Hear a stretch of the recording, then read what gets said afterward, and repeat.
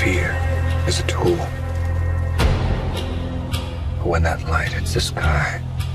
Matt Reeves, welcome to Colombia. I'm wondering what your relationship to the Batman was before doing the Batman and what it is now and whether it has changed.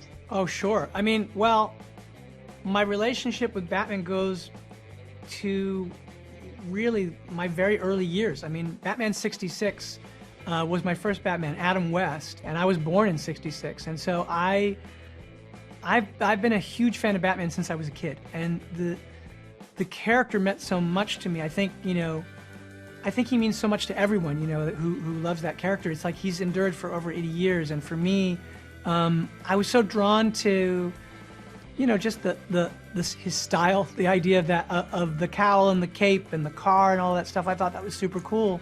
But I think, obviously as I grew up and they started making sort of, the Burton movies and then the Nolan movies, like watching the evolution to me has been really exciting. And it's a warning.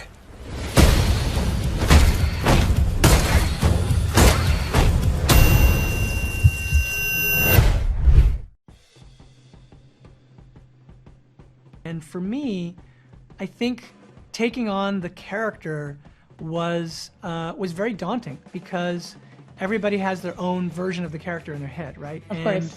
Yes. And the films, there've been great movies, and so it's not like you're just doing, oh, okay, it's just a Batman movie. It's like, oh my God, it's a Batman movie. You feel like you're entering into a kind of hallowed space, and I think my relationship sort of changed in that what for me is exciting as a filmmaker is to think about how certain stories, if you're going to do a genre story, they allow themselves, if you have the kind of right enduring myth, and Batman is one, it's an opportunity to explore our world, right? You can use the metaphors of genre and genre filmmaking to do something that really relates to the world that we're in. And that was something that was really important to me, was that Gotham be very much its own world and a world that we know from the comics and from the history, but that it be in this iteration, as I think, the other films in their way would do, it needed to be very of this moment, of this world, and of our world, so that when you looked at it, you thought, okay, I've never been to this Gotham, it's not New York, it's not Chicago, it's definitely its own place, but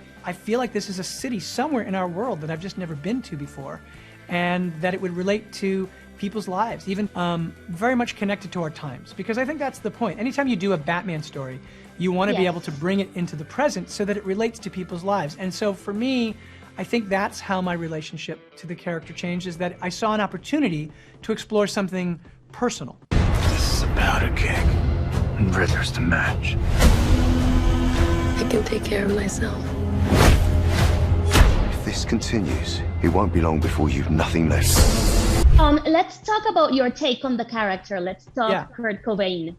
How is Kurt Cobain related to the Batman? Okay, well, I mean, that's funny because the Kurt Cobain is really a tone in it. And I think what happened was I started listening to Something in the Way when I was writing.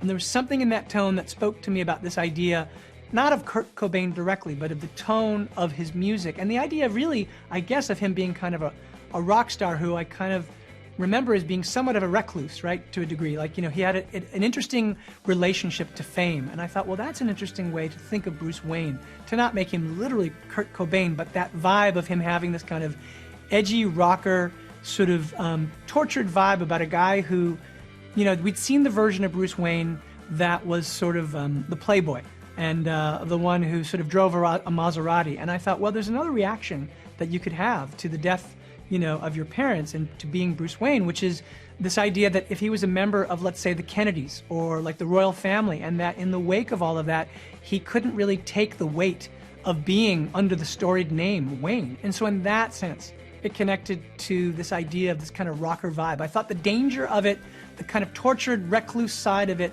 and I thought in a certain way, the way that, you sense that kind of drive that Cobain had for music and his kind of like jamming with his amps in a kind of decaying old manor somewhere.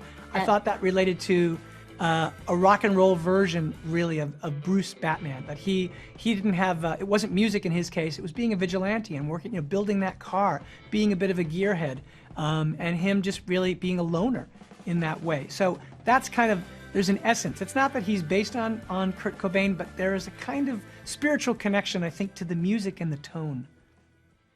Matt, thank you very much for being with us in Colombia. My pleasure. Thank you.